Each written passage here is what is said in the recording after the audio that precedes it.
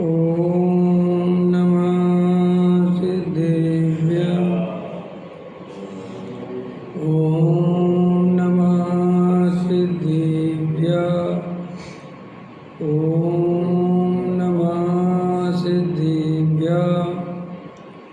निर्मल ज्ञान परिटिया कम कलंक डहेवी। अपाल तव जेड़ परू ते परमा पड़वेवी।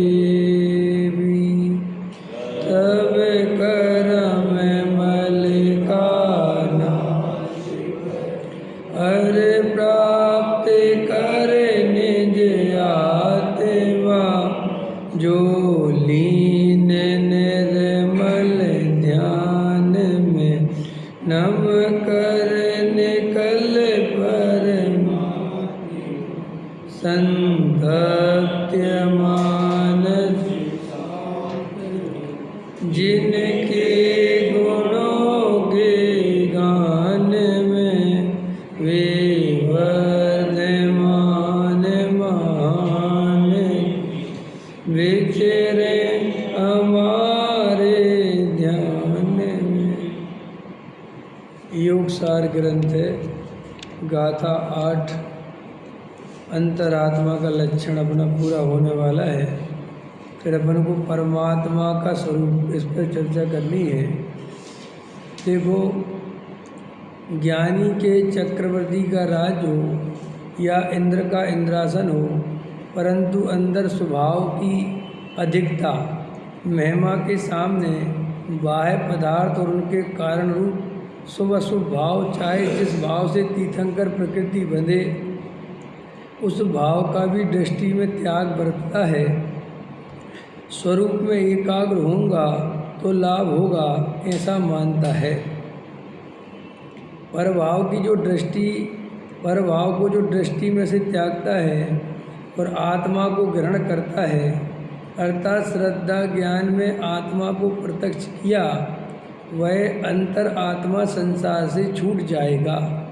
चौथे गुण स्थान से आत्मा का अनुभव करता हुआ प्रगट लहे भव पार, शुद्ध चैतन्य वस्तु का अनुभव करने वाला क्रम क्रम से संसार को छोड़ देगा, उसका संसार नहीं रहेगा। ऐसे जीव को पंडित, ज्ञानी, वीर और सूरवीर कहा जाता है। ये अपन की चर्चा हो गई है। अज्ञानी पर द्रव्य पर भावों को अपना स्वरूप मानता है और उनमें ही एकत्व ममत्व कर्तृत्व करता है। फिर भले ही वो बाहर में व्रतशील, संयम आदि त्याग कर देता है, लेकिन अंदर में अपने भगवान आत्मा को ग्रहण नहीं करता, इसलिए उसके संसार का नाश नहीं होता। और जो ज्ञानी है, भले ही वो चक्रवर्ती के पद पर रहे, राजा रहे, इंद्र रहे, कुछ भी रहे, लेकिन वो अपनी आत्मा को ही सब कुछ मानता है। उन संयोगों को और उन संयोगी भावों को अपना स्वरूप नहीं मानता, उनमें एकत्व ममत्व कर्तृत्व नहीं करता, मात्र उनको अपनी दृष्टि में जानता देखता है। इसके कारण वो बंध को प्राप्त नहीं होता और स्वरूप रमणता बढ़ने पर स्वयं में भी बाहर में भी त्याग व्रत संयम धारण कर कर मुनि पद प्राप्त कर कर परम पद को प्राप्त करता है। वास्तव में मोक्ष मार्ग अंतरंग से चलता है, बहिरंग में तो प्रकट होता है।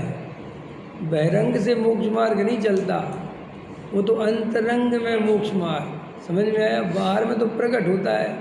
जैसे देखो, तुम्हारा समझ लो संतरा है, वो पेड़ पर लगा हुआ है, तो उसमें रस अंदर ही अंदर बनता है, और जब बहुत बन जाता है फिर वो बाहर आता है। ऐसे ही वास्तव में ज्ञानी तो धीरे धीरे आत्मस्वरूप में पहले तो तत्व विचार आदि करते हैं, वस्तु स्वरूप का विचार करके तत्व का निर्णय करते हैं। मैं कौन हूँ, मेरा क्या स्वरूप है, इस शरीर आदि किसके द्रव्य हैं, कौन से द्रव्य हैं, ये मन वचन काय की प्रवृत्ति किसकी प्रवृत्ति है, ये मन में उठने वाले भाव किसके भाव हैं, इनका कर्ता भोक्ता कौन है, 6 द्रव्य, 7 तत्व, निमित्त, उपादान, द्रव्य, गुण, पर्याय, 4 अभाव, इस सब का भली भांति स्वरूप पहचानता है। फिर स्वरूप पहचान कर इन 6 द्रव्यों में मैं कौन सा द्रव्य हूँ, तो मैं जीव द्रव्य हूँ।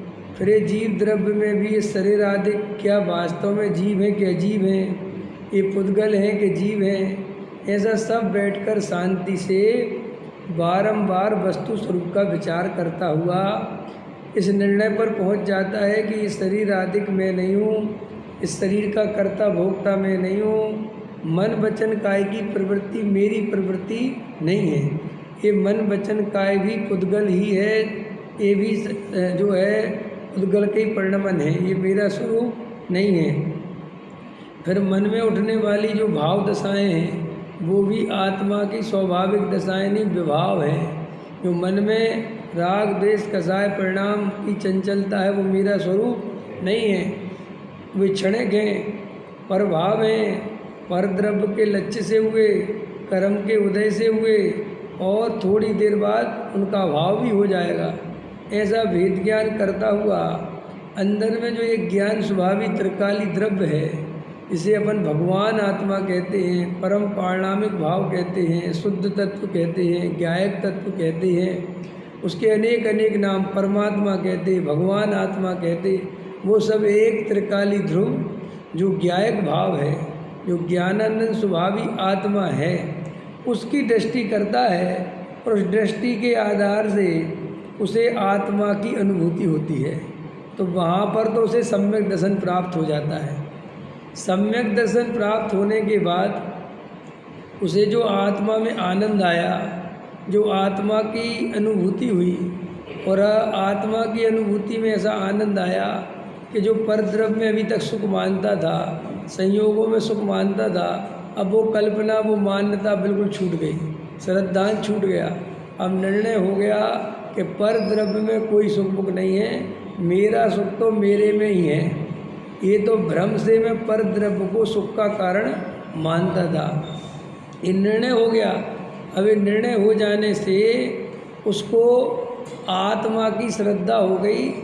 अब क्या होगा, अब वो धीरे धीरे घर में ही रहकर उस वेद ज्ञान को मजबूत करता हुआ आत्मस्थिरता का पुरुषार्थ करता रहता है।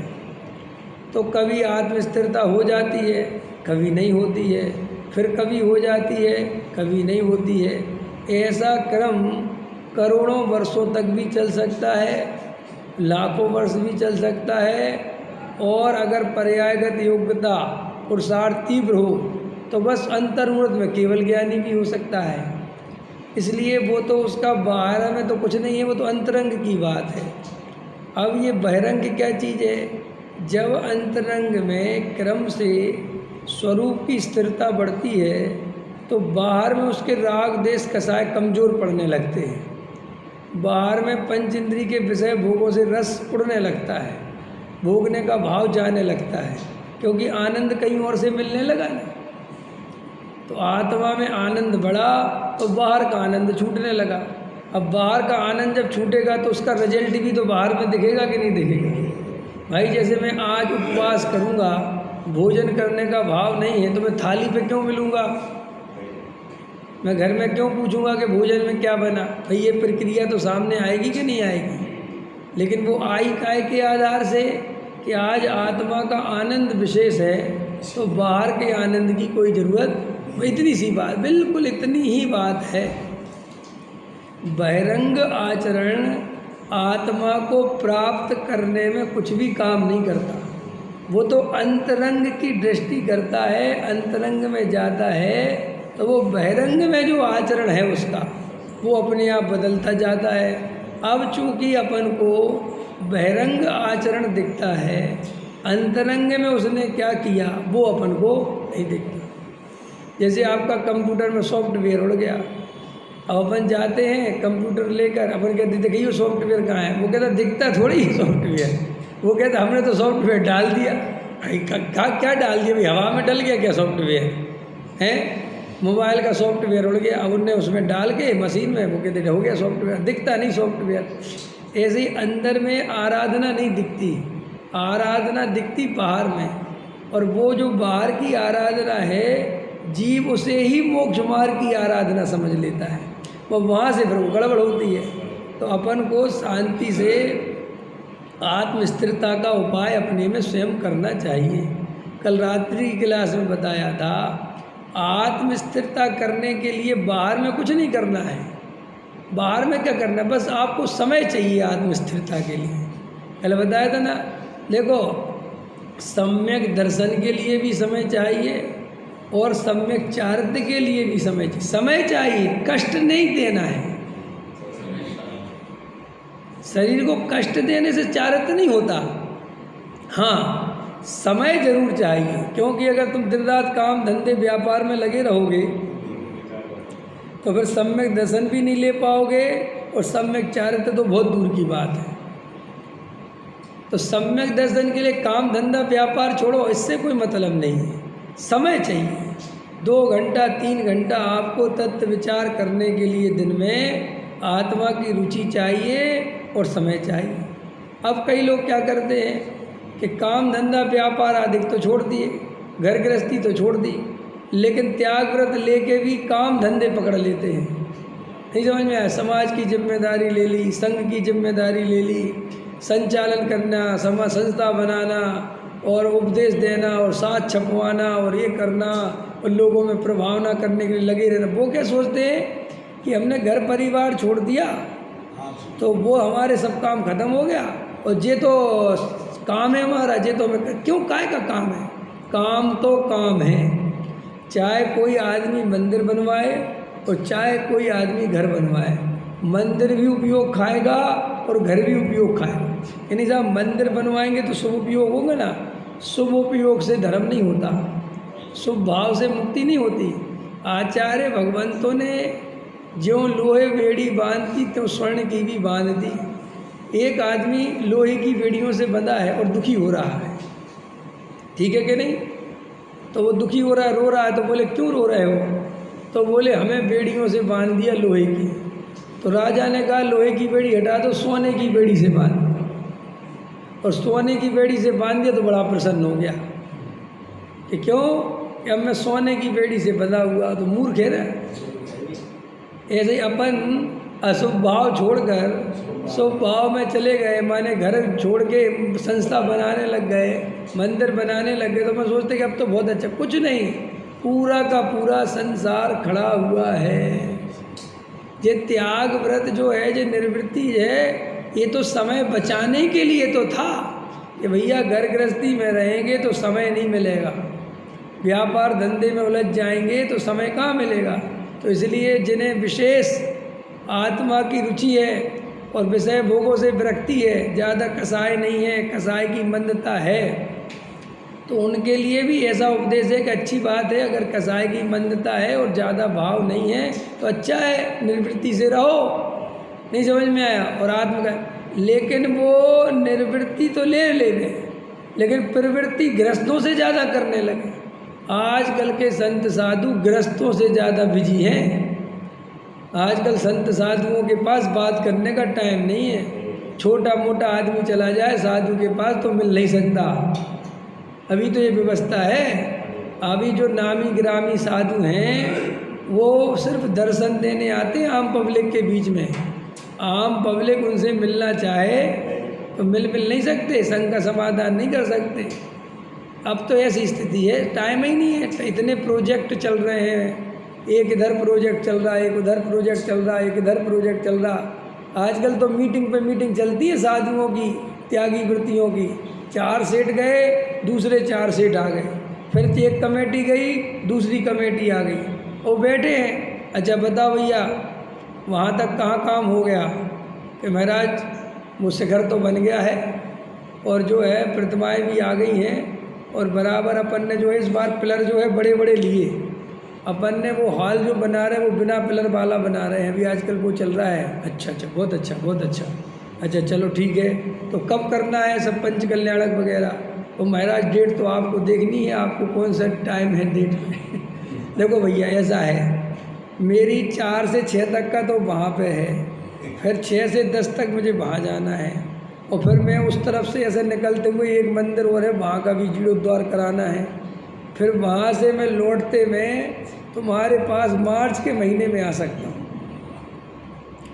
तो मार्च के महीने में रख लो।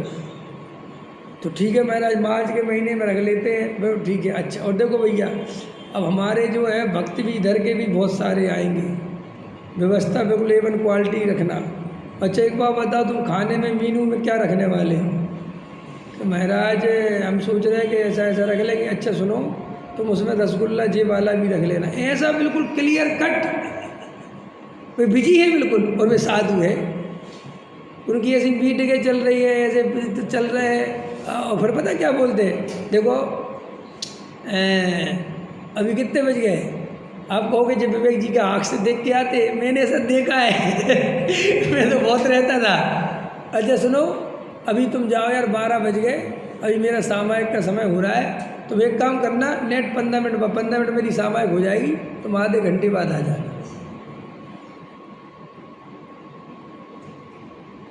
मुझे सब पता है। अब कौन जाने मुनिराज का क्या स्वरूप होता है, क्या होता है। अब हम कह रहे हैं अनिल अंबानी से ज़्यादा, मुकेश अंबानी से ज़्यादा बिजी है भी, और जो जितना बिजी साधु है वो बड़ा साधु है। नहीं समझ में आया? जो आदमी शांति से एकांत में आराधना करता हो, उसे कोई साधु मानने को तैयार नहीं। कहीं पता, कई लोग कहते देखो एक जो साधु हैं, इनके पास कोई आता ही जाता नहीं। बताओ, लोगों को इनके प्रति ज़्यादा वो है ही नहीं। मैंने वो जो आत्म साधना कर रहा है, ध्यान कर रहा है, उसके तरफ किसी का ध्यान ही नहीं। ये जगत ऐसा ही है बिल्कुल। तो उस साधु का स्वरूप ऐसा समझता है, ये स्वरूप नहीं है। निर्वृत्ति का अर्थ होता है कि देखो भाई, उपवास मतलब क्या होता है? उपवास मतलब होता है वो आत्मा के समीप वास्तव होता ही है, वो तो निश्चय वाला है। व्यवहार से भी क्या अर्थ है? व्यवहार से ये अर्थ है कि ज्ञानी धर्मात्माओं को जब भूख का विकल्प नहीं आता है, तो उनको लगता है कि आज आराधना और बढ़िया हो जाए। समझ में? क्योंकि भोजन संबंधी विकल्प है, तो फिर भोजन के लिए जाओ या भोजन बनाओ। अगर घर गृहस्थी वाले हैं तो बनाना पड़ेगा, पंचम स्थान तक तो बनाना पड़ेगा।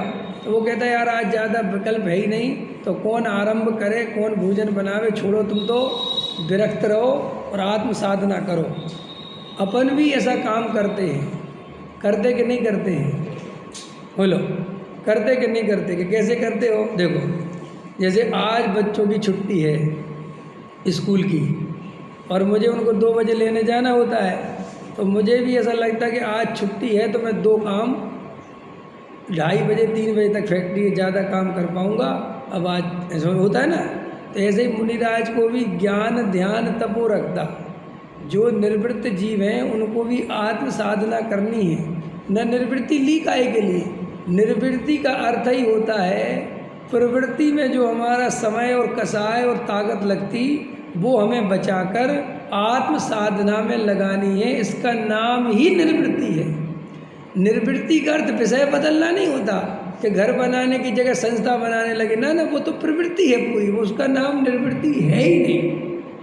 आया समझ में? बिल्कुल कोई काम की नहीं वो निर्वृत्ति का अर्थ है कुछ करना ही नहीं है, केवल आत्म ध्यान आत्मज्ञान स्वाध्याय करना, अपने इस तत्व विचार आदि में अपने बस इस काम में लगे रहना। कोई समाज की चिंता नहीं, कोई तुम्हारे संचालन, कोई संस्था, कोई जिम्मेदारी। क्यों? वरना भाई साहब वो सारी ताकत तो वहाँ चली गई जीव की। अब साधु महाराज के प्रोजेक्ट चल रहे हैं और लगे पैसा नहीं आया, पैसा नहीं आया, क्योंकि समाज साधु की दम पे चलती है। प्रोजेक्ट काहे के दम पे चलते हैं? सीधे जाते, पता महाराज से क्या बोलते समाज वाले, देखो अब तुमने छुड़वा तो दिया काम, पैसा नहीं आ रहा है, आधा पड़ा हुआ है, करवाओ कुछ जुगाड़। बिल्कुल ऐसे चलता है। अब महाराज के माथे सल्ले, क्या करें? पकड़ो अरविंद जी को बुलाओ, सेठ को बुलाओ, करो कोई कार्यक्रम करो। नहीं समझ में आया? अब भैया वो आत्म ध्यान तो एक तरफ चला गया, अब अरविंद जी दिखाई देने लग गए, क्योंकि धन का अर्थी राजा की तरफ देखता है। समझ में आया कि नहीं आया? तो ये बड़े बड़े सेठों को बुलाओ, फिर उनको माला पहना, फिर उनके सम्मान करो, फिर उनको समझाओ कि बोलियाँ लो, ये करो। बताओ अब ये साधु का काम है थोड़ी है ये सब। अगर ये सब साधु करे तो काहे का साधु है? सोचो वो काहे के लिए साधु बना, उसे खुद प्रश्न करना चाहिए, क्या मैं साधु इस काम के लिए बना था? जिस आदमी ने कपड़े उतार दिए, नग्न दिगंबर खड़ा हो गया, माने कपड़े का विकल्प भी जिसे भारी लगता है। भाई नग्न दिगंबर होने का मतलब क्या है? भाई श्वेतांबर और दिगंबर में क्या अंतर है? यही तो अंतर है कि श्वेतांबर मानते कपड़े पहने पहने मुक्ति, तो उनसे अपन क्या प्रश्न करते, क्या तर्क है तुम्हारा? भाई कपड़े पहनने मुक्ति क्यों नहीं हो सकती? वे कहते भाई कपड़े हैं लेकिन कपड़े का राग नहीं है, तो दिगंबर कहते कि ऐसा पॉसिबल नहीं है। अगर कपड़े हैं तो कपड़े का विकल्प है, कपड़े का रखने का, 2 जोड़ी रखने का, पहनने का, उनका साफ करने का। भाई एक कपड़े के में कितने विकल्प है बोलो? हैं? देखो जब अपन अकेले जाते ना, जब हम अकेले जाते हैं प्रवचन करने या कहीं भी बाहर, तो हम जाने के 1 घंटे पहले तैयारी करते हैं। कितने घंटे पहले? मैंने स्टेशन पे मैं 4 बजे पहुँच रहा तो 3 बजे आता हूँ मैं घर, और तो अपना फटाफट सूटकेस लगाया और निकल जा। लेकिन अगर मुझे अपनी धर्म पत्नी को लेके जाना है तो मेरी धर्म पत्नी 6 दिन पहले से करती है।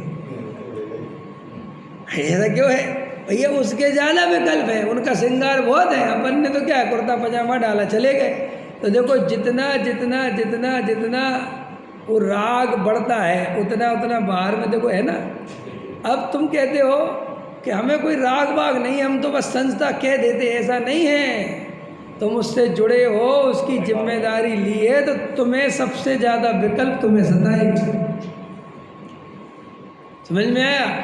जिसको कोई लेना ही देना नहीं है उसे कोई फर्क नहीं पड़ता। समझ में आया कि नहीं आया? तो अब वो श्वेतांबर कहते कि हमें कपड़ा तो पहना लेकिन राग नहीं, तो अपन कहते नहीं नहीं, कपड़ा है तो राग है।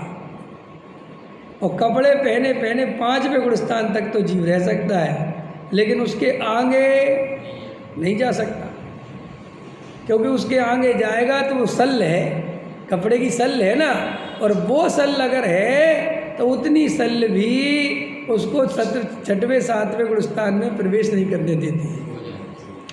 तो जिन्होंने कपड़े का भी त्याग कर दिया, नग्न दिगंबर हो गए और उस सल को भी छोड़ दिया कि भैया हम तो नग्न खड़े हो जाएंगे, हमें कपड़े का विकल्प नहीं चाहिए, एक लंगोटी भी नहीं चाहिए। ऐसे मुनिराज संस्थाओं का संचालन, समाज का संचालन, मंदिर बनवाने का काम, फंडिंग करने का काम, पैसा इकट्ठा करने का काम, बड़े बड़े जुलूसों को निकालने का काम कैसे कर सकते हैं? इम्पॉसिबल है कि नहीं? कर ही नहीं सकते। और सब करे तो, अब करे तो हम तुम जानो हम क्या कर देते, तो बुद्धि तुम में ही होनी चाहिए। भाई हम तो मुनिराज का स्वरूप बताते हैं, अब तुम हमसे प्रश्न करते हो कि साहब वर्तमान में तो बहुत सारे साधु सही नहीं है, तो हम क्या कर सकते हैं?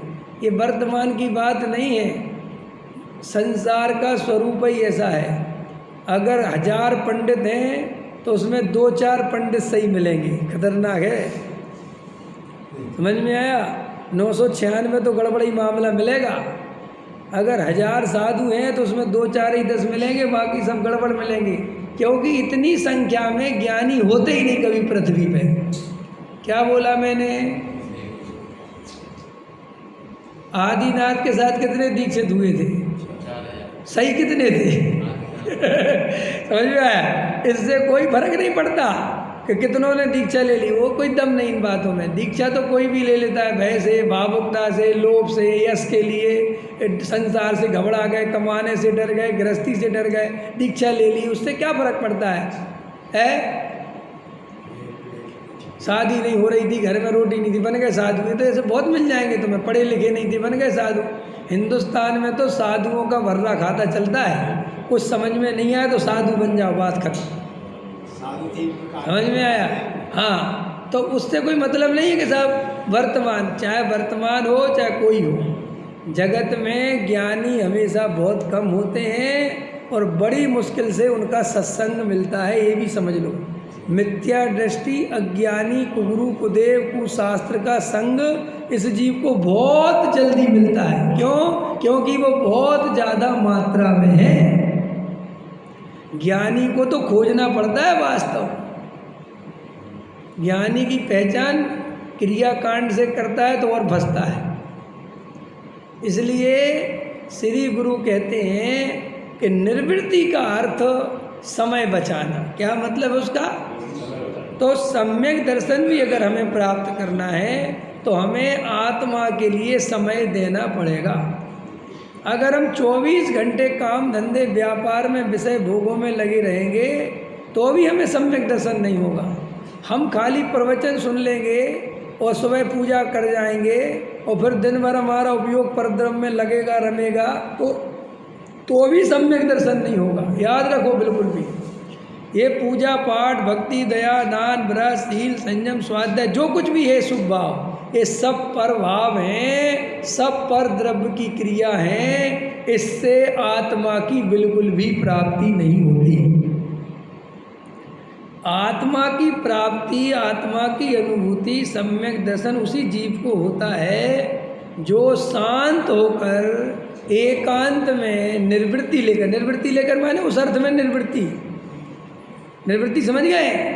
वो पूरी निर्वृत्ति नहीं, 1 घंटे की निर्वृत्ति जिसमें देवशास्त्र गुरु नहीं आएंगे, जिसमें शास्त्र नहीं आएगा, केवल मैं ही में आएगा। सिर्फ अपने को देखना, अपने को जानने का प्रयास करना, अपने को अनुभव करने का प्रयास करना। नो कर्म, द्रव्य कर्म, भाव कर्म, शरीर से, मन वचन काय से, इनसे दृष्टि हटाकर, समझ में आया? एक अपने ज्ञानानंद स्वभावी आत्मा का वेदन करने में जो समय लगाएगा, जो उसकी तरफ दृष्टि लेके जाएगा, वो ही जीव सम्यक दृष्टि आत्मानुभूति कर पाएगा। वरना बिल्कुल चाहे तुम जितने तीर्थों पे जाना है, जितने तुम्हें पहाड़ चढ़ना है, जितने व्रत उपवास करना है, करते रहो, इनसे कभी भी किसी को धर्म नहीं मिलता। देखो कल मैं एक बहुत अच्छा पढ़ रहा था लेख, उसमें लिखा था सूत्र कौन, समझ में आया कि नहीं आया? क्या था लेख? सूत्र कौन? बोले जो शरीर के तल पर जीता है। क्या है? के तल पे जीता है? शरीर के तल पर जीता है। केवल इस शरीर को ही अपना सब कुछ मानता है और खाना अच्छा मिल गया खुश हो जाता है, पहनने अच्छा मिल गया खुश हो जाता है, सोने मिल गया खुश हो जाता है, घूमने मिल गया खुश हो जाता है। बस इस शरीर के तल पर ही जो जीता है वो शूद्र है। काहे के तल पे जीता है? चमड़े पर ही दृष्टि है जिसकी। चमार शब्द काहे का है? कि चमड़े को जो देखता है, केवल इसको देखता है बस। अगर कोई आदमी बढ़िया से बढ़िया कपड़े पहने होगा तो जिसके चमड़े की दृष्टि वाला काहे पे देखता है? जूते देखता है। उसको तुम्हारा चेहरा नहीं दिखता, कौन से जूते पहने हुए। आया समझ में? तो जिनकी मात्र देहादिक में ही दृष्टि है वे सूत्र हैं। फिर वैश्य कौन है? फिर दूसरे नंबर पर लिखा था जो मन के तल पर जीते हैं। काय के तल पर जीते हैं? मन के तल पर। केवल हाय पैसा, हाय पैसा, पैसा पैसा पैसा पैसा पैसा, चमड़ी चली जाए और दमड़ी ना जाए, ये सब बनिया अपन लोग। समझ में आया कि नहीं आया? पैसा पैसा पैसा पैसा। आत्मा की बात भी सुनते रहेंगे लेकिन दिमाग में पैसा घूमता रहेगा। माने जो 3 खाए 13 की भूख, जिन्हें भोगों की चिंता नहीं है, जोड़ने की चिंता है, जिनका मन भरता ही नहीं। मन का स्वरूप क्या है? मन है ना, मन। मेरा मन बड़ा चंचल है, इसे कैसे मैं समझाऊं, जितना इसे समझाऊं उतना ही मचलता है। ये मन कैसा है? इसको जितना देते जाओ, जितनी पूर्ति करते जाओ, और लाओ और लाओ और लाओ, कभी तृप्त होता ही नहीं। तो जो मन के तल पर जीता वो वैश्य है, समझे? वैश्य, व्यापारी, बनिया। बनिया भगवान की पूजा भक्ति भी करता है तो काहे के लिए करता है? आज दुकान सही चल जाए भगवान, समझ में? अब माल आया। देखो बनिया भगवान को नमस्कार करना भूल जाए तो भूल जाए, लक्ष्मी को नमस्कार करना नहीं भूलता। है। देखे तुमने बनिया देखे? हाँ, तुम देखे ना वो तो जैसे अपन जाओ ना तो ऐसे वो क्या होती बोनी होती ना, बोनी, आज बोनी, ऐसे बोनी करेंगे ना पहले, ऐसा 10 का नोट लेंगे या 100 का नोट जो भी तुमने दिया हो उसको ऐसा दिखाएंगे, ऐसा दिखाएंगे और बेटी को दिखाएंगे, समझ में आया? और बोलो भाई साहब क्या चाहिए ऐसे करते कि नहीं करते हैं? बनिए समझा? तो जब बनिया काहे पे जीता है? मन के तल पर। बस उसे पैसा चाहिए, चाहे तुम इज्जत खराब कर दो, चाहे उसे कुछ पैसा दे दो, बस पैसा पैसा। ये कहलाता है मन के आधार पे जीने वाला वैश्य। फिर तीसरा है क्षत्रिय। क्षत्रिय कौन है? जो मर जा, या बिल्कुल एकदम निर्णय वाला निर्णय करके जीता है। पैसा जाए तो जाए, चमड़ी जाए तो जाए, दमड़ी जाए तो जाए, गर्दन कट जाए तो करता है, बस जो मैं के लिए जीता है। आए के लिए मैं, मेरा, समझ में आया? बात खत्म। तो बोले जो आत्मा की तरफ बस मैं की करके जीता, अपने स्वरूप की तरफ बढ़ता है, वो क्षत्रिय है। काय की तरफ बढ़ता है? अपनी तरफ। उसे जगत से नहीं, उसे अपने से मतलब। वो कौन है? क्षत्रिय। जिसके लोभ नहीं, लालच नहीं, बाहर से कुछ पाना नहीं, बस मैं रहना चाहिए। ऐसे ही जिसको अपना आत्म स्वरूप का बल आता है, काय का बल आता है? सब जाए तो जाए, गर्दन जाए तो जाए, लेकिन मेरा आत्मा ऐसा बलशाली जो है उसको कहते क्षत्रिय। तो ऐसा जो आत्मा का निर्णय करके जीता है वो है। अब ब्राह्मण कौन है? बजसेन जी 14 ब्राह्मण भी था कि जो आत्मा के लिए, ब्रह्म के लिए समर्पित हो जाए, उसमें डूब जाए, वो ब्राह्मण। बोलो कितना बढ़िया है। अब अपन देखो कौन से तल पे खड़े हुए हैं। चारों तल आ गए ना। अब अपने अंदर में देखो, अपन वैश्य के बल पे जी रहे हैं? नहीं नहीं नहीं नहीं नहीं नहीं, खाने पीने के दल पे नहीं जी रहे तुम। हाँ, खाने पीने सूत्र, हाँ शरीर, खाना पीना शरीर का काम हो गया ना, खाने पीने मस्त है बस। अच्छी रोटी भाई, सूत्र काय में खुश हो जाता है? बस उसे कुछ अच्छा खाने दे दो, थोड़ा अच्छे नए कपड़े दे दो, एक दारू की बोतल दे दो, भाई वो खुश हो जाता है। वो कहता है बस अब दुनिया कुछ नहीं चाहिए, उसे आगे की फिक्र ही नहीं है। जो लेबर क्लास का आदमी है, जो उसे तुम कितने ही बढ़िया नौकरी पे रखो, ठीक है, कितने ही बढ़िया प्रेम दो, इज्जत, उसे चाहिए ही नहीं तुम्हारी इज्जत फिज्जत, वो इज्जत से खुश होता ही नहीं। होता है? एक बात बताओ, हम तुम काहे से प्रसन्न होते हैं? या तो हमारे लिए कोई फ़ायदा दिख रहा हो, भाई 1.5 का सौदा 1 में मिल रहा हो तो बनिया खुश होता है। बनिया इस बात में बहुत खुश होता है। अगर उसको 1.5 का सौदा 1 में मिल रहा हो तो वो कहता हाँ जाओ, बहुत बढ़िया बहुत बढ़िया। एक तो इसमें खुश होता है, या कोई उसे इज्जत दे दे, क्योंकि बनियों को इज्जत भी कम मिलती है। एक तो इज्जत दे दे कोई, इज्जत, वो इसमें बहुत खुश रहता है। लोभ और मान, थोड़ा पैसा, सूत्र को ये सब नहीं चाहिए। तुम देखना अपने यहाँ लेबर तुम्हारे यहाँ काम करती हो, तुम उसे कितने इज्जत दो, कितना ही दो, उसको अच्छी बढ़िया जगह बैठाओ, बढ़िया उसको करो, उसको आदर दो। तुम 1 महीना इज्जत दो और सामने वाले एक दारू की बोतल दे दे, किसकी तरफ जाएगा वो? बस उसे दारू की बोतल मिली, वो तो बोलेगा महाराज तुम तुझे बताओ करना क्या, क्या उसी बनिए को उड़ा दे तू, जो तुझे बहुत, जहाँ तो लोग कल ही पिटाई कर दूँगा। आया समझ? क्यों? क्योंकि उसको इतना घाटे बाड़े का सौदा दिमाग में नहीं आता। इसलिए मैंने खूब अनुभव किया, लेबर को ना इज्जत से मतलब है और ना उसे भविष्य से मतलब है। ये भी देखना तुम, जैसे तुम लेबर को ये समझाओगे कि देख भाई तुझे 10,000 रुपये मिलते हैं, 15,000 रुपये मिलते हैं, एक ऐसा नहीं है कि हम कोई लाखों करोड़ों कमाते हैं, हम भी पहले ऐसे ही कमाते थे, लेकिन हम 2 पैसे जोड़ते हैं, हम 2 पैसे बचाते हैं। मैं कई लेबर को समझाता हूँ कभी कभी, अब तो बंद कर दिया क्योंकि अब समझ में आ गया ये नहीं समझ सकते। तो कि देख अगर तू 1,000 रुपये 2,000 भी बचाएगा कि भैया मेरे पास क्या नहीं है, अकाउंट नंबर नहीं है, आते रहते ना यूपी बिहार, तो अपन कहेंगे एक काम कर, तू 1,000 रुपये महीने मेरे पास जमा कर, तेरे 6 महीने में, 8 महीने में, 10 महीने में 10,000 हो जाएंगे तो तेरे हम जो है बढ़िया अकाउंट खुलवा देंगे, कर देंगे। भाई साहब तुम्हारी बातों में थोड़ी देर के लिए तो आ जाएगा और 1,000 रुपये उस दिन जमा भी करवा देगा, और नेट 10-5 दिन बीतेंगे, भाई साहब मेरी तो बहुत ज़रूरत है, वो 1,000 रुपये दे दो। हमारे कहेंगे क्या ज़रूरत है, मतलब ज़रूरत है, उसमें उसके बस का ही नहीं है वो, समझ में आया। और उसको तुम भविष्य समझाओ कि तुम्हारे बच्चे हैं, तुम पढ़ा लिखा दोगे, वो थोड़ी देर के लिए सुनेगा और बस बाहर निकलते ही उसे वो दारू की बोतल चाहिए, काम खत्म, बिल्कुल, चाहे कुछ हो जाए।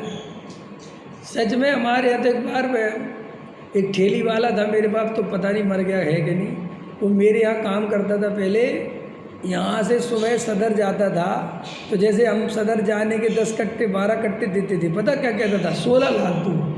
अरविंद जी क्या कहता था, 16। तो हम कहते थे भैया 16 में बहुत वजन हो जाएगा भैया, तुम पे खींचेगा नहीं, बस बाबूजी 100 रुपये फालतू दे दे। पता हम लोग दे देंगे, ये ले जा, मानता नहीं था। और भाई साहब वहाँ से लौटता था वो, और उसकी दिहाड़ी बनती थी 500 रुपये की। तो भाई साहब वो जब वहाँ से लौटता था, बिल्कुल सामने की बात है, जब मेरे से पैसा मांगने आता था कि वो 100 रुपये दे दो, तो एक दारू की बोतल, समझ में आया, और आधा किलो पनीर लिए रहता था। मैं कहता था रोटी वोटी नहीं खाना, नहीं यही खाना, वो डला रहता था दिन भर पागलों की तरह मेहनत, और बस शाम होते ही उसका ये कार्यक्रम, और वहीं रहता था, गली पे ही डला रहता, अपनी ठेली पे सोता बोता था। मैं कहता देखो ऐसा जीवन है, ये कहलाता सूत्र, जो केवल इस देह के तल पर जीता है। जैसे ना भविष्य पता, ना आत्मा पता, ना परलोक पता, ना यहलोक पता, ना इज्जत, ना कुछ पता नहीं, बस डला है देह शरीर। तो सुनो, अब वो हमसे ये कह रहा है लेखक कि अगर तुम ऐसे ही जी रहे हो तो तुम शूद्र हो, और अगर तुम मन भरने में लगे हो तो वैश्य हो। समझ में आया कि नहीं आया? और आत्मा का निर्णय करो तो क्षत्रिय हो। इसलिए सारे तीर्थंकर बनिए नहीं थे हमारे एक भी, तो वे जाति से क्षत्रिय नहीं थे, वो जो ऐसे बलशाली और ऐसे निर्णय करने वाले थे, इसलिए उनका नाम क्षत्रिय। हम लोग तो जाति को क्षत्रिय समझते हैं। ये जातियाँ बातियाँ कुछ नहीं होती, कर्म से आपका गोत्र डिसाइड होता है, गोत्र से कर्म डिसाइड नहीं होता। नहीं समझ में आया? अगर कोई आदमी अच्छे कर्म कर रहा है तो उसका उच्च गोत्र है।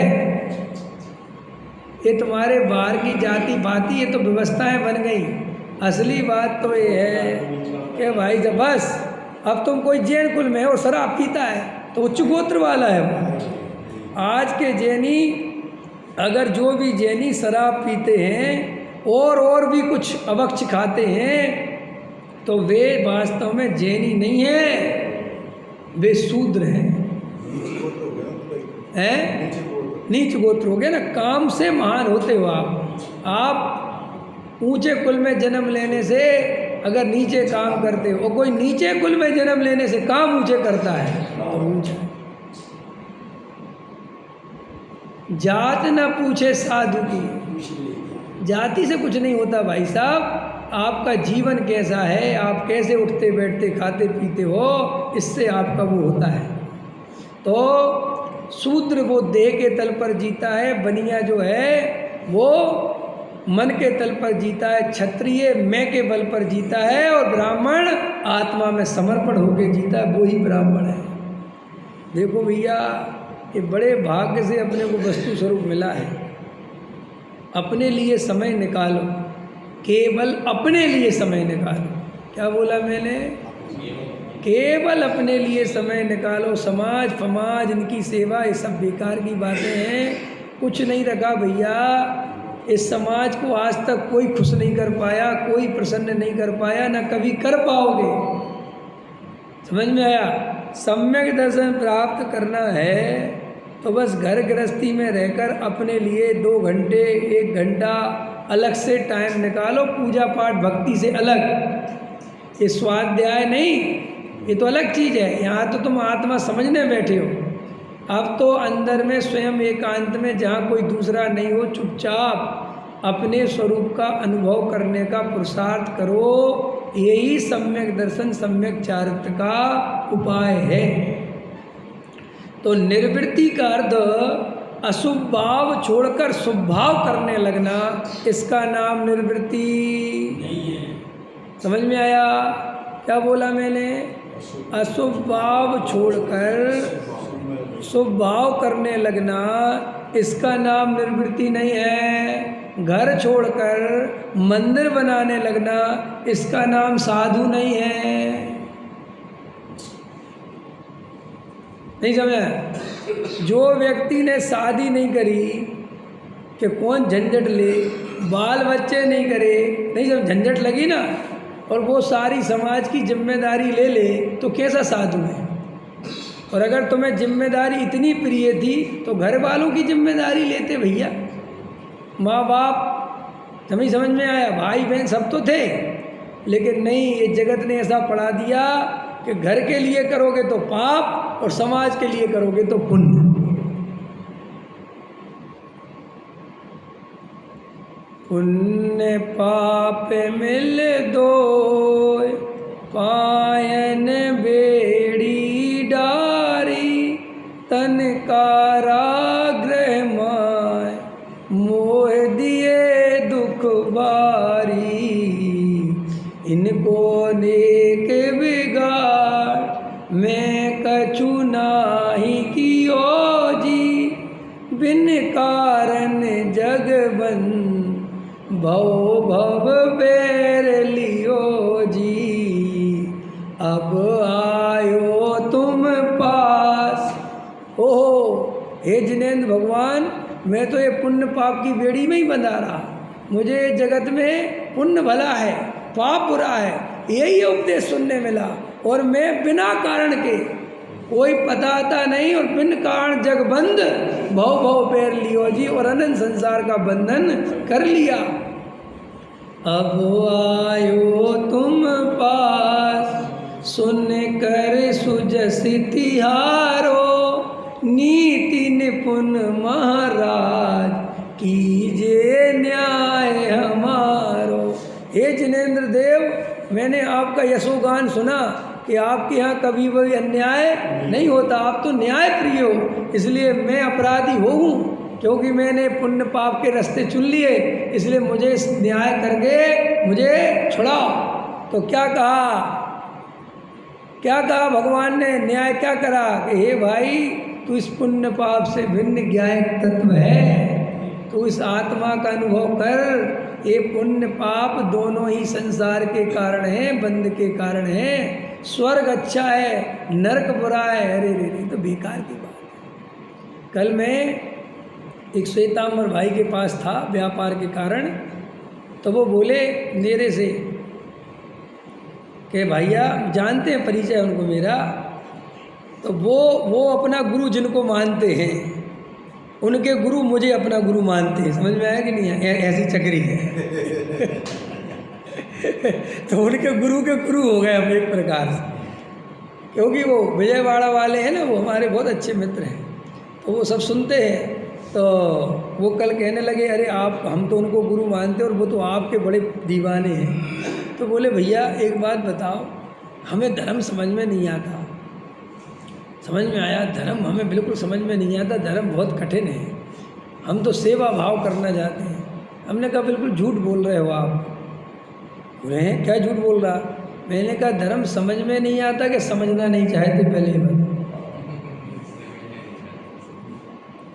बोले नहीं समझ में नहीं है। तो हमने कहा कितना समझने की कोशिश करी आप, कितना टाइम दिया धर्म को समझने के लिए? बोले टाइम तो है ही नहीं मेरे पास। मैं हद हो गई यार, जब तुम्हारे पास टाइम ही नहीं है। बोले नहीं मैं सत्संग करने जाता हूँ तो वहाँ लगा रहता हूँ, वहाँ समझ। हमने कहा वहाँ समझते हो कि सत्संग करते पहले करते क्या? तो बोले वहाँ पे जाके व्यवस्था बनाता हूँ, आहार देता हूँ, ये कर। हमने कहा जी धर्म समझने का, इससे धर्म समझ में आता है? भाई गुरु के चरणों में बैठे रहो, उनकी भैया वृत्ति करते रहो, उनके पैर दबाते रहो, उनको आहार कराते रहो, श्रावकों का भोजन बनवाते रहो, मंदिर का श्रृंगार करते रहो, मंदिर की व्यवस्था। इससे धर्म का क्या लेना देना है? इससे क्या लेना देना है? और फिर बाद में को धर्म समझ में नहीं आता। तो मैंने कल उनको समझाया, 15 मिनट है मैंने कहा मेरे पास, 15 मिनट में धर्म समझा सकता हूँ पूरा, तैयार हो? बोले ऐसे कैसे? मैंने कहा समझा दूंगा मैं, और अभी समझ में आ जाए। अब मैंने जब समझाया तो बोले अरे यहाँ पर इतना ही धर्म है। तो बोले अच्छा ये तो बहुत सरल है। हमने कहा फिर कठिन कहाँ है? हमने कहा तुम इतना बड़ा व्यापार करते हो, इतनी मास्टरी है तुम इतने व्यापार की, तुम कितनी बारीकी जानते हो, मैं तो इतना जानता भी नहीं। तो ये कहाँ से सीख गए तुम? ये कैसे सीख गए? जब तुम 700 प्रोडक्ट है उनके, कितने प्रोडक्ट? 700 प्रोडक्ट की मास्टरी है तुम्हारे लिए, और तुम कहते हम धर्म नहीं जानते। भैया धर्म तो जान सकते हो, लेकिन हम धर्म जानना नहीं चाहते, क्योंकि लोगों के दिमाग में ये है कि हमने असली धर्म जान लिया तो हमें घर व्यापार छोड़ के जाना पड़ेगा। इसलिए लोग नकली धर्म करना चाहते हैं। नहीं समझ में? नकली धर्म समझ गए कि नहीं? गुरु महाराज के पास गए, उनके जल्दी जल्दी पैर दबाए, महाराज जी नमोस्तु नमो। तो महाराज ने कहा 2 मिनट सुन दो। नहीं सुनना नहीं, क्योंकि इनकी सुनी तो ये ऐसा ना हो हमें दीक्षा लेनी पड़ जाए। वो तो भागता है।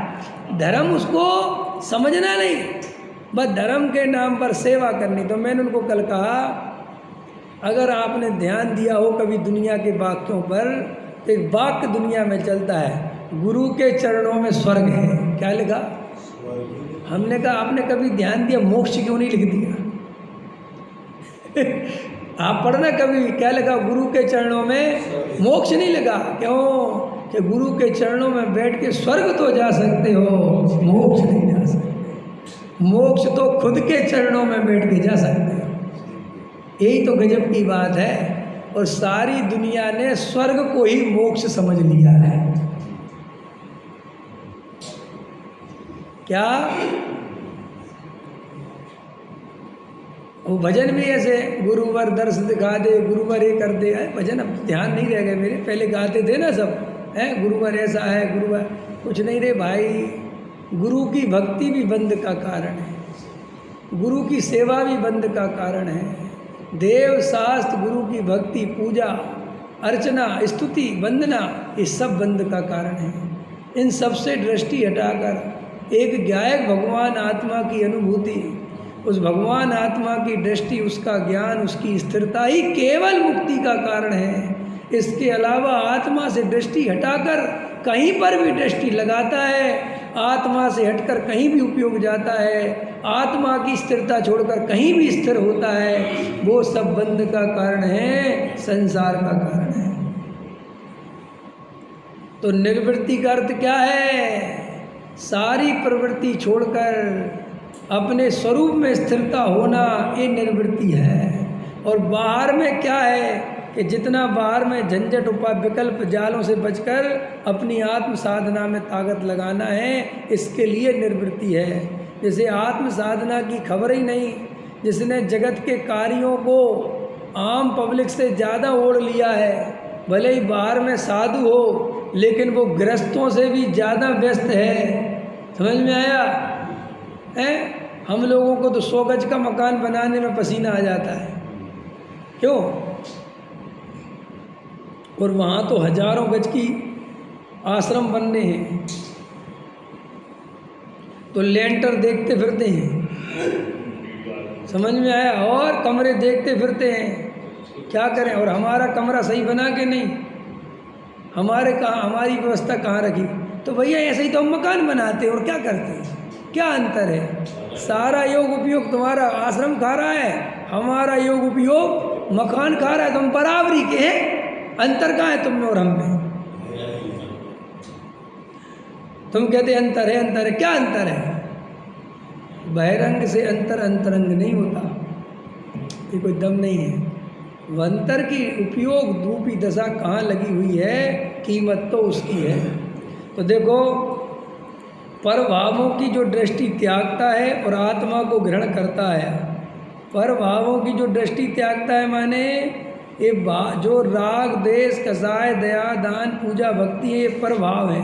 और इन्हें अपना मानना छोड़ दे, इनका कर्तृत्व छोड़ दे और एक भगवान आत्मा को ग्रहण करता है, एक त्रिकाली ध्रुव को ग्रहण करता है, वास्तव में वो ही ज्ञानी है, वो ही अंतरात्मा संसार से छूट जाएगा। पढ़ो फिर से, परभावों को जो दृष्टि में से त्यागता है और आत्मा को ग्रहण करता है, अर्थात श्रद्धा ज्ञान में आत्मा को प्रत्यक्ष किया है, वह अंतरात्मा संसार से छूट जाएगा। चौथे गुण स्थान से आत्मा का अनुभव करता हुआ। चौथे गुण स्थान में आत्मा का अनुभव कहाँ होता है? आत्मा का अनुभव तो मुनिराजों को होता है। रमेश जी, चौथे गुण स्थान में आत्मा अनुभव होता है कि नहीं होता? पहले श्रद्धान होता है, आत्मा अनुभव तो नहीं होता ना चौथे में।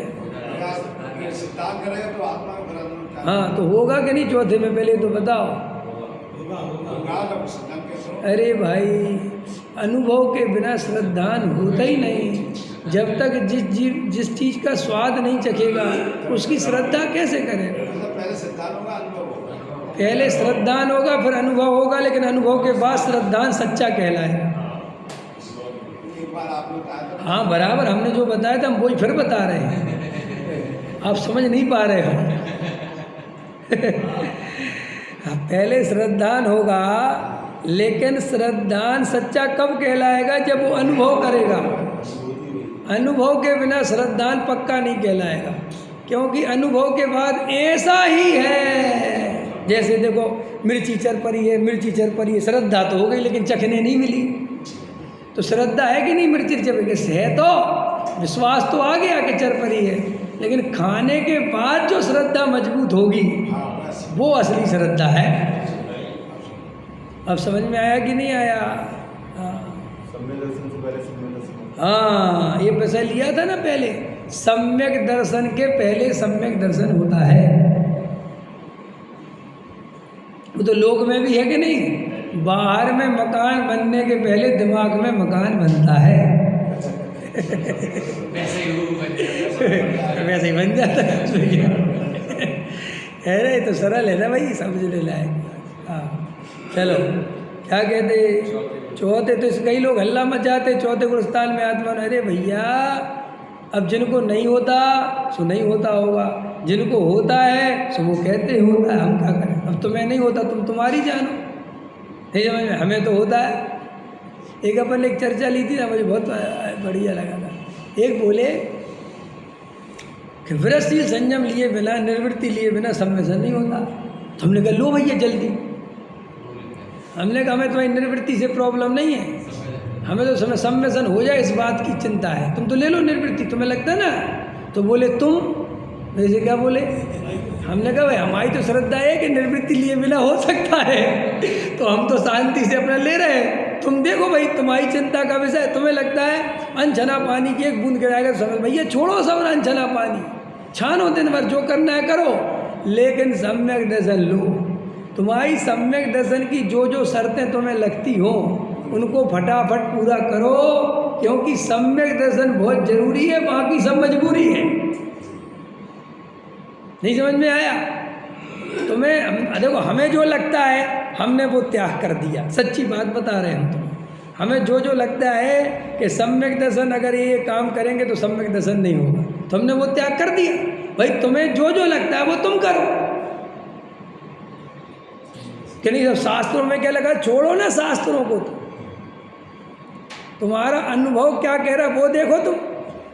तुम्हें लगता है सोनागिर में जाके सम्मेलन सरल है, भाई साहब तुरंत निकलो, 1 मिनट की देर मत करो, और बस से जी तुम्हें कमरा दे देंगे, इसकी भी चिंता नहीं। इनने बना रखे 48 कमरे, उनने 48 ताले लगाए थे, इनने 48 कमरे बना दिए। समझ में आया कि नहीं आया है? कि साहब सत्संग करे बिना, त्यागी वृत्ति ब्रह्मचारियों के पास जाए बिना नहीं हो सकता। तुरंत जाओ, नहीं साहब महाराज के पास जाए बिना, तो महाराज के पास जाओ, लेकिन काम करो बस। जैसे जब बेटा बड़ा हो जाता है तो बाप कहता है पैसा कमाओ, वो कहता कैसे कमाओ वो हमें नहीं पता, दुकान खोलनी हो दुकान खोल, कपड़े की खोलनी हो तो कपड़े की खोल, किराने की खोलनी हो किराने की खोल, नौकरी करना हो नौकरी कर, जो करना हो वो कर, लेकिन पैसा कमा। ऐसे ही सम्यक दर्शन प्राप्त कर। साहब सोनागिर में होगा कि दिल्ली में, हमें नहीं पता, तुझे जहाँ अनुकूलता दगे तू तो वहाँ भाग जा। तुझे लगता है कि ये खाएंगे तो नहीं होगा, छोड़ उसको तुरंत, क्योंकि खाना इतना इम्पोर्टेंट नहीं है, सम्यक दर्शन बहुत इम्पोर्टेंट है। भाई दूध पिएंगे अमूल का तो नहीं होगा, छोड़ अमूल का, तो दूध ही छोड़, चक्कर ही खत्म कर तू तो बिल्कुल। नहीं समझ में आया? जो तेरे को शर्त लगती हो तो सारी शर्त। एक बहन जी मिली, बोले टमाटर खाओगे तो सम्मेसन नहीं होगा, हमें छोड़ो इसको। तुम तो छोड़ो, बोले पपीता, हम लोग छोड़ो। भाई साहब तुम तो लिस्ट बनाते जाओ छोड़ते जाओ, लेकिन सम्यक दर्शन करो, क्योंकि आत्मानुभव बहुत जरूरी है, बाकी सब मजबूरी है। कोई दम नहीं है इन बातों में तुम्हारी, तुम्हें जो समझ में आता हो, लेकिन सम्यक दर्शन का उपाय करो भाई, क्योंकि ये बहुत चला जाएगा, बातों बातों में चला जाएगा, बेकार की बातें हैं सब। भैया निर्वृत्ति लेके कर सको तो निर्वृत्ति लो, प्रवृत्ति ले तो देखो सब जीवों की योग्यता है भाई, उसमें क्या बात है। एक क्लास में 50 बच्चे पढ़ते, सब जीवों की, सब बच्चों की योग्यता अलग है। कोई 6 घंटे पढ़ता है तब उसे आधा घंटा याद रहता है, कोई आधे घंटे पढ़ता है और उसे पूरा याद रहता है। तब वो 6 घंटे वाले को आधे घंटे की नकल नहीं करना चाहिए, उसमें क्या दम है। देखो कई जीवों की ऐसी योग्यता होती है कि बहुत जल्दी तत्व ज्ञान ग्रहण कर लेते हैं, बहुत जल्दी। उन्हें मतलब कुछ ऐसा है ही नहीं कि मैं बहुत टाइम लगाऊं। कई लोग होता है शास्त्री भी कर लेते हैं, एमए भी कर लेते हैं, जैन दर्शनाचार्य बन जाते हैं और ही पढ़ते, लेकिन वो आत्मा ग्रहण नहीं कर पाते।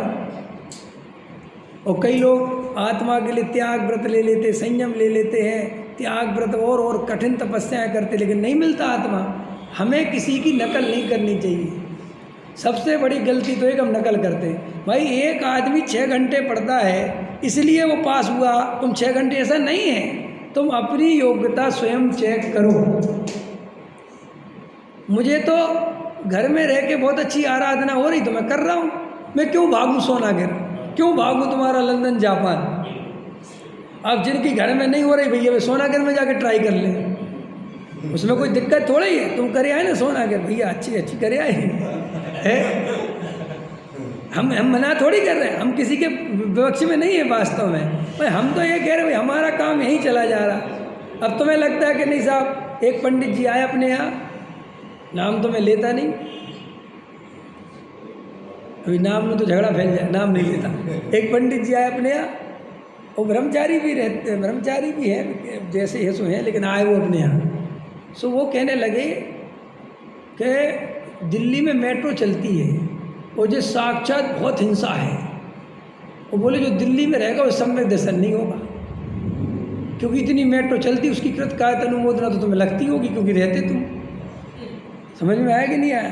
तो हमने उनसे कहा, जब उनका वचन खत्म हो गया, हमने कहा देखो पंडित जी धरा, हमारी उम्र के ज़्यादा उम्र नहीं होती, हमारे दोस्त ही जैसे। हमने उनसे कहा, हमने कहा देखो हम लोग तो मिथ्या दृष्टि हैं, तुम काहे को यहाँ मिथ्या दृष्टि होने आ गए, फटाफट निकलो। तो वो कहले यार मैं तो मजाक करता। हमने कहा तुम ही कह रहे थे प्रवचन में। हाँ अरे मेट्रो गए नहीं, रोज मेट्रो से गए, और मैं रोज छोड़ने जाता था, क्योंकि हम साथ में भोजन करने जाते थे और बोलते थे भोजन निकलने के बाद स्कूटर पे ले आता था और लौट के आते थे तो पता क्या कहते थे, नियरेस्ट मेट्रो कौन सा है। हमने कहा तुम्हें नियरेस्ट मेट्रो से क्या करना। बोले मैं थोड़ा आता हूँ, और वो यहाँ से पहली बार आए थे दिल्ली, तो यहाँ मैं छोड़ दूँ, कभी सायदरा पे, कभी वो वाला बन गया था ना बेलकम वाला, जब ये आज़ाद नगर वाला था ही नहीं, तो वहाँ छोड़ दूँ। और भाई साहब उनने भोजन करा 12 बजे, वो मेट्रो से गए और सीधा शाम के भोजन के टाइम लौटते थे, ठीक है कि नहीं। और फिर शाम के प्रवचन में पता क्या कहते थे, मैंने आज तुम्हारी दिल्ली में चांदनी चौक देखा, मैंने अपने लिए नहीं देखा, मैंने तुम लोगों के लिए देखा, कि जैसे तुम उस चांदनी चौक के लिए मरे जाते हो। मैंने कहा देखूं तो उसमें क्या है, अरे रे साक्षात नरक। वो फिर ऐसी बातें करते थे और अगले दिन फिर उसी नरक में चले जाते थे। तो हमने उनसे कहा कि यार तुम तो यार बड़े कमाल के आदमी हो यार, तुम शाम को ऐसा बैराग फहराग दिखाते हो और दिन भर जो तुम्हारे जो सब क्या चलता है।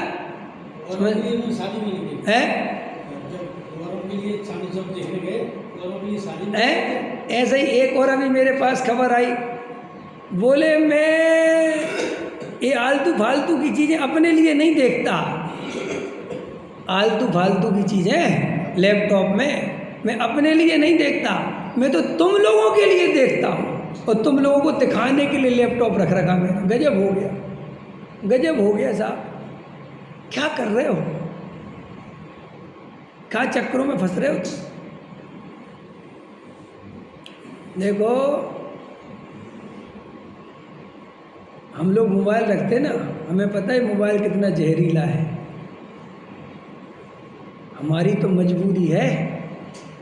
मैं सच बता रहा हूँ, मेरे कई दफ़े भाव आता कि बटन वाला मोबाइल ले लूँ, लेकिन ये व्हाट्सअप हमें क्या है सैंपल भेजने पड़ते पार्टियों को, और ये सारे तुम्हारे जो ऑनलाइन फोनलाइन के चक्कर फंस गए आजकल। नहीं तो बीमारी है ये सब, क्योंकि इसमें कितनी कोशिश करो ऐसे फ़ोटो, ऐसे चित्र, ऐसे वीडियो सामने दिख जाते हैं कि लगता है कि क्या करें। और फिर जिनने त्याग व्रत ब्रह्मचारी व्रत ले लिया, वे सब सामग्री अपने पास रखें, उनके लिए सोचना चाहिए कि वो क्या है क्या नहीं है। वैसे तो तुम 9 बाणों से रक्षा करते हो, स्त्री की तरफ देखना भी नहीं है तो मैं दूर दूर दूर भागते हो, और उसमें तो स्त्रियाँ ही स्त्रियाँ दिखती हैं, उनका क्या करोगे कि नहीं नहीं नहीं नहीं वो मैं अपने लिए नहीं है, वो तो सब तुम्हारे लिए। क्या तुम्हारे लिए, किसके लिए? अरे दूसरे के कंधे पे क्या बंदूक रख के चलाता है? हिम्मत है तो अपनी कसाय को, अपने राग को स्वीकार कर।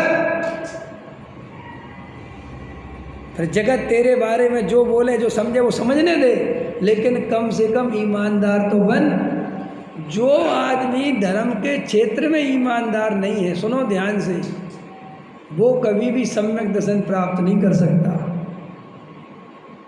मैं व्यापार में 2 के 4 कर लूँ चलेगा, क्या कह रहा हूँ मैं व्यापार में 2 के 4 कर लूँ चलेगा, और 10 घर बना लूँ चलेगा, 50 घर बना लूँ चलेगा, अरबों रुपए जोड़ लूँ चलेगा, तो भी सम्यक दर्शन में बाधक नहीं है। लेकिन धर्म क्षेत्र में किया गया पाप, धर्म क्षेत्र में की गई हेरा फेरी, धर्म क्षेत्र में 2 के 4, ये सम्यक दर्शन में गारंटी से बाधा है। क्योंकि अन्न क्षेत्रे कृतम पापम धर्म क्षेत्रे विनश्यति, धर्म क्षेत्रे कृतम पापम वज्रलेपो न भविष्यति। श्री गुरु कहते भाई गहराई से विचार कर, अगर तू यहाँ अपनी राग की पूर्ति श्रावकों के नाम पर, गृहस्थों के नाम पर करता है और कहता मैं अपने लिए नहीं करता, मैं तो इनके लिए करता हूँ, मुझे तो इनको बताना होता है। सुनो भैया, ये मार्ग फिर निर्वृत्ति का नहीं बचा, ये तो महाप्रवृत्ति का हो गया। और अपने को धर्मात्मा दिखाने के लिए नाना प्रकार की युक्तियाँ लगा के रखता है। मैं तो अपने लिए तो कुछ करता नहीं, ये आश्रम मैं अपने लिए थोड़ी बना रहा हूँ, मेरे लिए तो जहाँ चला जाऊँ वहीं आश्रम है, ये तो मैं अपने ब्रह्मचारी भाइयों के लिए बना रहा हूँ, उनकी व्यवस्था के लिए बना रहा हूँ। अरे रे गजब हो गया, यही तो संसार है। और संसार किसका नाम है? दूसरे के राग में फंस जाना, दूसरे की व्यवस्था बनाने लग जाना, दूसरे की चिंता करने लग जाना, इसी का नाम तो संसार है। और संसार है किसका नाम? मैं अपने बेटे की चिंता करता हूँ, तुम ब्रह्मचारी की चिंता कर दो। बात तो वो, बेटा भी परद्रव्य है भाई साहब। वो क्या मेरा बेटा है क्या? मेरा बेटा है। आत्मा का कोई बेटा हो सकता है क्या? अरे वो तो परद्रव्य है, तो मैं उसकी चिंता करता हूँ, मैंने उसमें राग कर रखा, तुमने अपने त्यागी वृत्तियों में राग कर रखा। राग तो राग है कि नहीं साहब, वो शुभ भाव है। भाई साहब, निर्वृत्ति शुभ भाव के लिए नहीं होती, शुद्ध भाव के लिए होती है। लिखो ये लाइन, निर्वृत्ति शुभ भावों के लिए नहीं होती, शुद्ध भावों के लिए होती है। शुभ भाव तो गृहस्थों के लिए होता है। काहे के लिए होता है? गृहस्थ मंदिर बनवावें, साधर्मी की सेवा करें, दान करें, पूजा पाठ भक्ति करें, मंदिरों का ध्यान रखें, साधर्मियों का ध्यान रखें। क्यों? क्योंकि गृहस्थ ने अपने घर मकान दुकान की भी जिम्मेदारी ले रखी है, तो उससे कहते जब तुमने घर मकान दुकान की ले रखी है तो तुम मंदिर की भी लो। आया समझ में? जब तुम स्त्री पुत्र आदि की सेवा कर सकते हो तो त्यागी वृत्ति साधर्मी योग में भी ध्यान दो। लेकिन जिनने घर ही छोड़ दिया, जब उनने इनकी भी सेवा छोड़ दी तो उनने कहा अब तुम्हें किसी की सेवा करने की जरूरत नहीं, अब तो तुम अपनी आत्मा की सेवा करो। आत्मा की सेवा कर समझते हो? सेवा का अर्थ होता है सेवन, अपने आत्मा का सेवन करो, यही सच्चा मोक्ष मार्ग है। सहजा